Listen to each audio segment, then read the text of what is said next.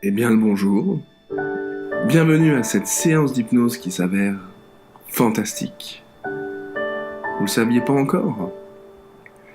Cette séance est l'occasion pour soi, dans un premier temps, de passer un moment agréable et enrichissant. Sûrement, vous savez pourquoi vous êtes là. Quand vient chaque fin d'année, on tend généralement à regarder en arrière, pour faire un peu le bilan de cette année. Et il y en a d'autres qui vont aller chercher à regarder en avant. C'est bien. En se posant les bonnes questions, comment j'aimerais pouvoir vivre la vie dont j'ai toujours rêvé? On pourrait aussi dire, est-ce qu'actuellement, je vis la vie que j'ai toujours imaginée? Consciemment, on va percevoir justement notre propre réalité à travers les différents sens de la vie qu'elle a bien voulu nous donner, à travers des différentes expériences. Ces expériences que nous avons, si j'ose dire, expérimentées jusque-là, nous avons appris, nous avons été en apprentissage. Alors est-ce que l'on a bien appris? Est-ce qu'on a été bon élève? Tout autant ces expériences ont laissé des traces positives et moins positives dans notre vie.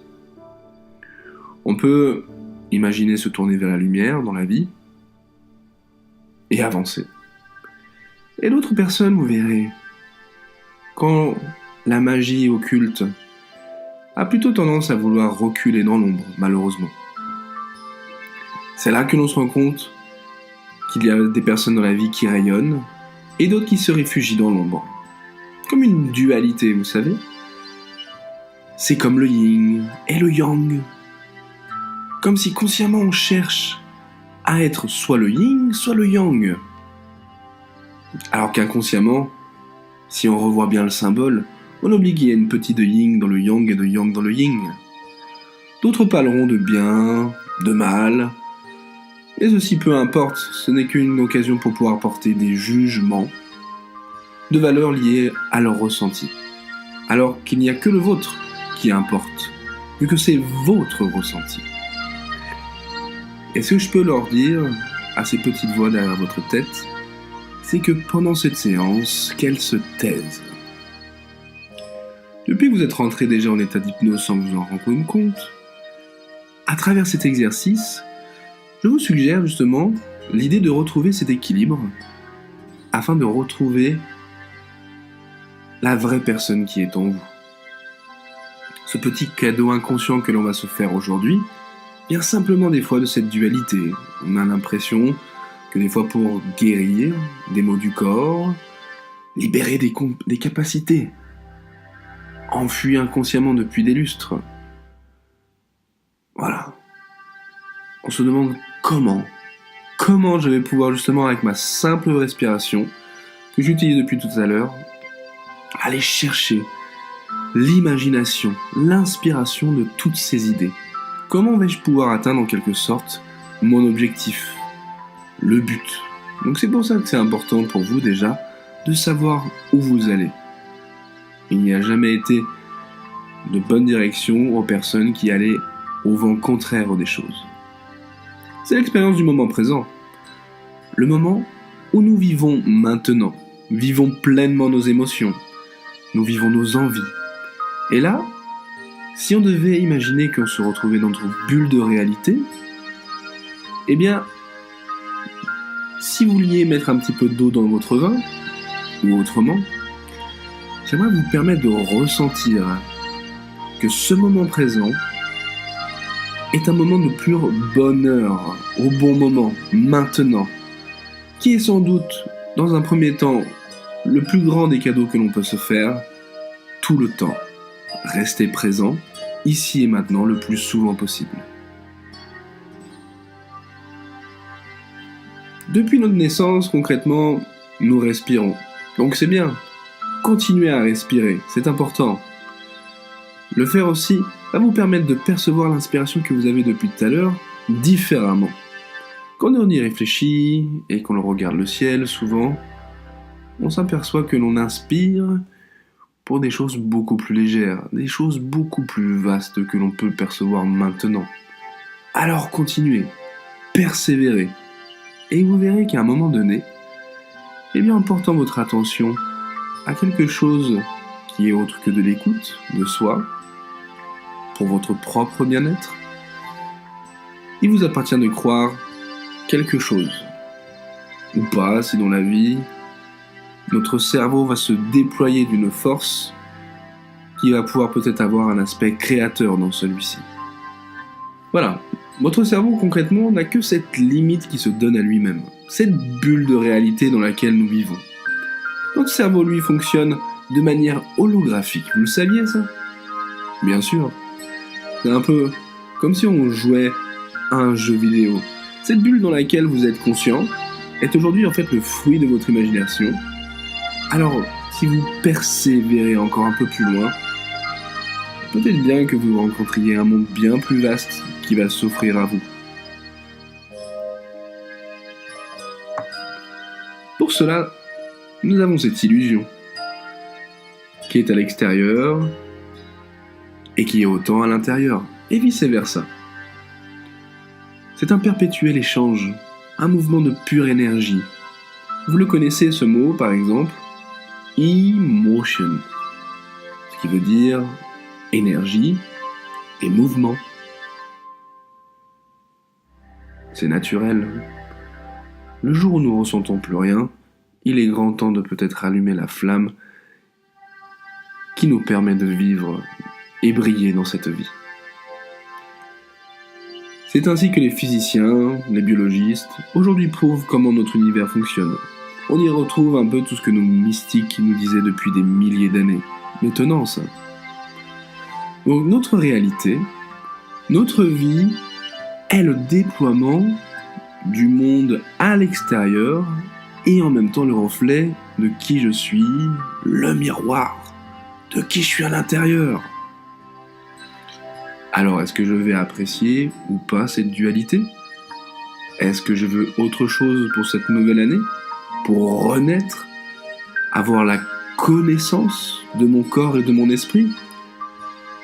Nous sommes en effet que conscients de 10% de ce qui est dans ce monde. Nous percevons 90% du reste avec notre inconscient. Le reste, les 90% finalement, c'est nous. Milton Erickson le disait bien. Faites confiance à votre inconscient. Des fois, dans la vie, si on ressent que l'on tourne en rond, on peut se poser la question si cet équilibre que l'on recherche tant est bien respecté. C'est comme si une partie de vous, des fois, voulait aller en avant, mais finalement vous figez, vous avez peur, vous avez des attentes, ce qui va conduire généralement à un manque de confiance en soi.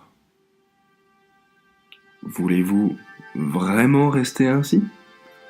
Bien évidemment, si vous écoutez encore ma voix depuis tout à l'heure, je suis sûr et certain que ce n'est pas le cas.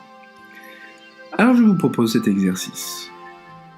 Dans un premier temps, vous allez porter votre attention à chaque respiration.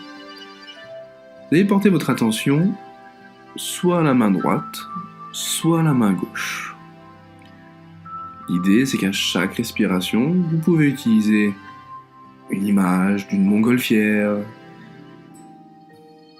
d'un ballon qui s'attache à son poignet, à droite, à gauche, et qu'à chaque fois que vous inspirez, c'est comme si vous inspiriez un peu plus que de l'air, comme de la lumière, quelque chose de très très léger. Est-ce que la sensation entre la droite et la gauche est différente ? À savoir. Peut-être que même vous voulez mixer les différentes couleurs. C'est votre choix. Maintenant, est-ce que ce sera la main droite ou la main gauche qui aura l'intention de se lever avant l'autre ? Voyez, ressentez, où il y a plus de particules qui est redirigée depuis tout à l'heure quand vous respirez. Sentez cet équilibre. Et quand vous portez votre attention, combien de temps allez-vous mettre pour attendre pour que les choses se mettent en action et que cette main devienne plus légère ?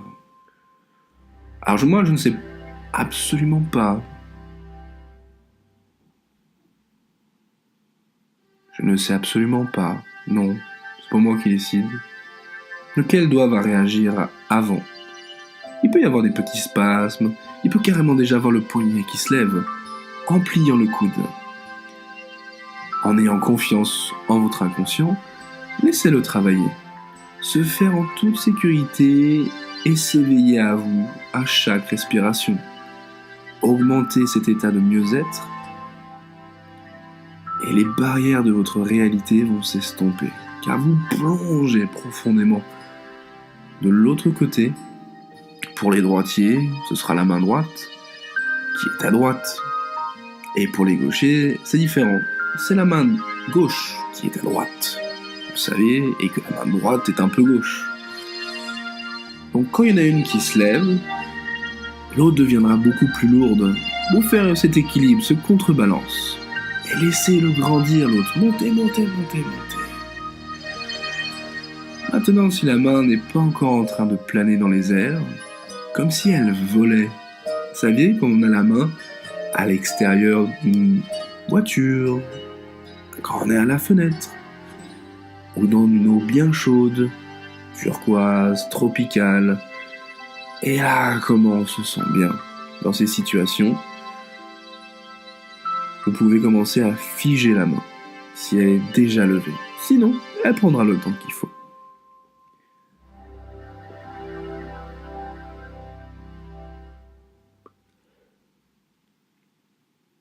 Maintenant, choisissez cette partie, vous savez, qui vous tire en arrière, qui vous empêche de réaliser inconsciemment vos objectifs de vie cette année. Choisissez ce ressenti, symbolisez-le, et écoutez-le dans cette paume de main maintenant qui est retournée et ouverte, comme si vous étiez là pour accueillir cette chose, cette partie de vous. Prenez le temps de l'observer sous toutes ses coutures, couleurs, formes, textures. Entendre cette partie de vous qui peut-être vous parle et a quelque chose à revendiquer. Il y a une raison pourquoi elle vous tire en arrière aujourd'hui. À vous lui dire que vous êtes là pour lui prêter un peu plus d'attention, vu qu'elle en a besoin de se sentir écoutée. De l'autre côté, profitez de l'autre main, qu'elle puisse copier de l'autre côté sa voisine. À un moment, elle était beaucoup plus lourde, elle a lâché du lest, et maintenant elle copie. Elle est de l'autre côté pareil, avec la main tendue vers le ciel. Cette partie d'elle est l'opposé, la partie d'entre vous qui a envie d'avancer dans vos comportements. Vous avez juste besoin de lui demander à ce que la main se lève comme la première, et celle-ci suivra.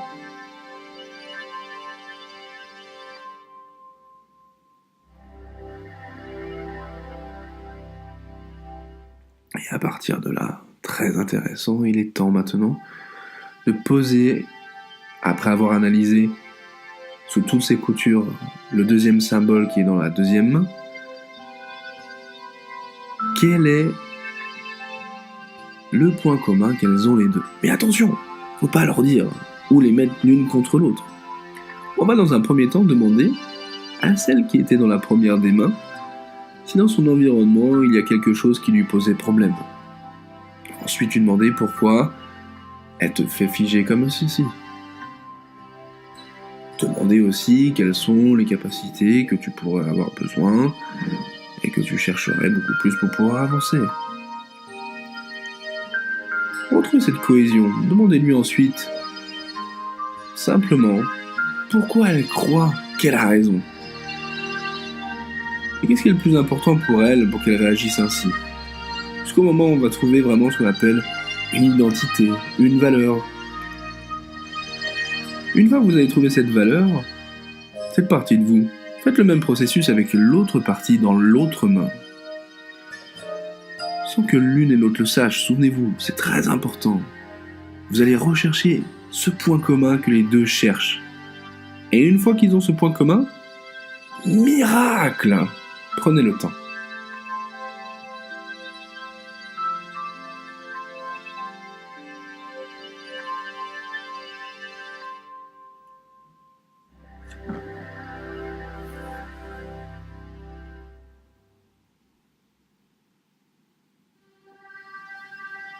Ça y est, vous l'avez.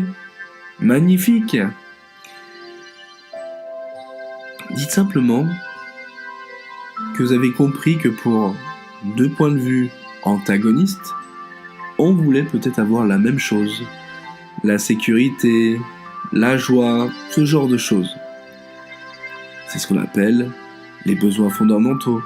Une certitude, de l'incertitude, de l'amour. Et ça, ce serait pas un merveilleux cadeau finalement que de s'offrir en alliant les deux forces en elle. Pour cela, on va dealer avec elle. On va trouver un moyen pour qu'il y ait un accord entre les deux.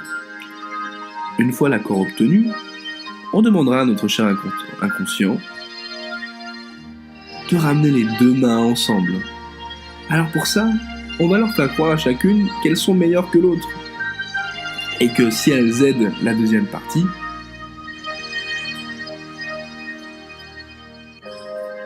elle en sera plus que remerciée. Et ça la mettra en valeur. Ça aide toujours. Plus on donne et plus on reçoit dans cette vie. Vous le saviez ça aussi. Plus les mains se rapprochent une fois qu'elles ont trouvé leur accord, plus vous ressentirez une chaleur, une harmonie se créant entre vos deux mains. Vous pourriez même y mettre toute votre bonne intention. Pensez pour vous, pensez aux autres et ceux qui sont chers à vos yeux. Et oui, une fois le tout réuni, l'inconscient va décider d'où mettre ce cadeau à la meilleure place pour le déposer sur votre corps. Laissez cette lumière, une fois posée sur votre corps, ressourcer chacune de vos cellules, nourrir chacune des pensées et les plus belles choses de l'existence que vous pouvez y avoir. Connectez-vous à cette beauté à l'intérieur et connectez-vous à 1, 2, 3 cadeaux à placer en plus sur votre chemin de vie, sur la ligne de temps de votre vie.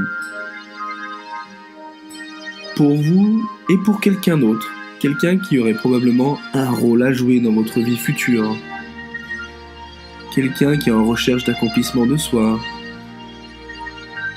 la meilleure version de lui-même et vous-même.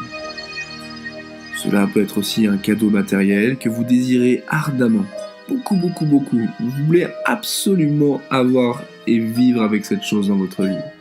Quelque chose qui va vous faire vibrer et vous êtes persuadé dans cet état de déjà l'avoir. C'est la clé. De ressentir comme quoi c'est déjà là. Quand on ressent le cadeau, on n'a plus envie de le lâcher. Donc gardez-le. Offrez vos cadeaux à la vie et la vie vous le rendra encore bien plus encore.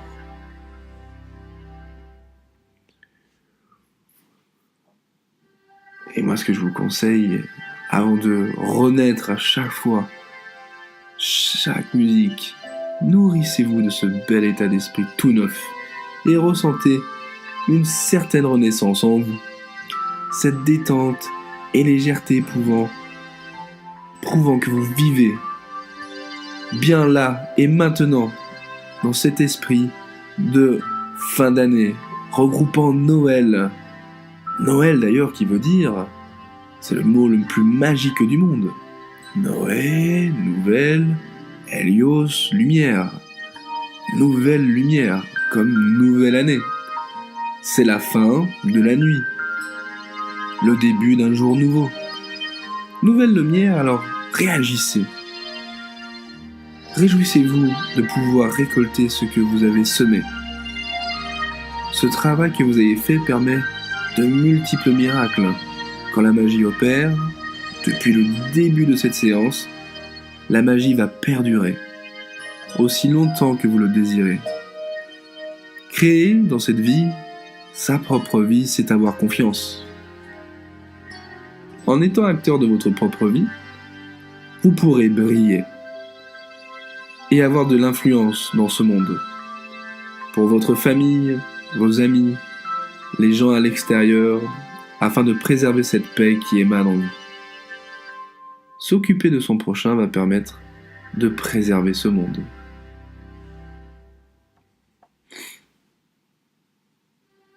Donc, offrez-vous ces petits cadeaux. Pour ceux que vous aimez, envoyez-leur aussi vos meilleures pensées. Sur le plan métaphysique, prenez conscience que vous jouez avec des choses très puissantes, très très puissantes, et que vous pouvez en profiter de cela. À votre réveil, réjouissez-vous encore une fois de cette année, en vivant heureux ainsi, en vivant cette expérience jusqu'au bout, afin de pouvoir retrouver l'enfant qui est en vous. Qui a fait sa liste au Père Noël? On sait pas encore, c'est passé il y a pas longtemps. Mais faites-la encore pour la nouvelle année. Vous recevrez des cadeaux, ceux que vous avez commandés, et bien sûr, il y en aura sûrement d'autres que vous n'avez pas encore eu, ou pas encore conscience que vous allez recevoir. Ressentez cette énergie, soyez impatient comme un enfant de vouloir croquer cette renaissance. Avant la fin de cette année, respirez plus amplement, décontractez, contractez les muscles, le sourire aux lèvres, et lorsque la prochaine fois que vous ouvrirez les yeux, eh bien, c'est magique. Ce sera un nouveau regard que vous aurez sur la vie. Et bien sûr, re-bienvenue, vous êtes fantastique.